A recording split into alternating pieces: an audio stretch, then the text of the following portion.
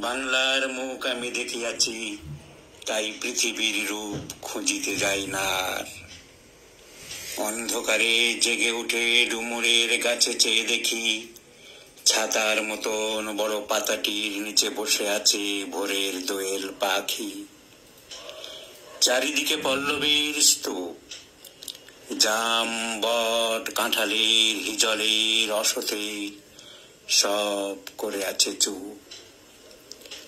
ফণি মনসার ঝোপে সটি বনে তাহাদের ছায়া পড়িয়াছে।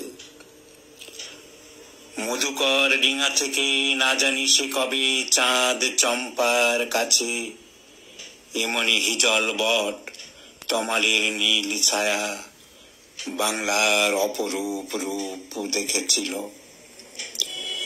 বেহুলাও একদিন গাঙুড়ের জলে ভেলা নিয়ে কৃষ্ণা দ্বাদশীর জ্যোৎস্না যখন মরিয়া গেছে নদীর চড়ায়, শ্যামার নরম গান শুনেছিল।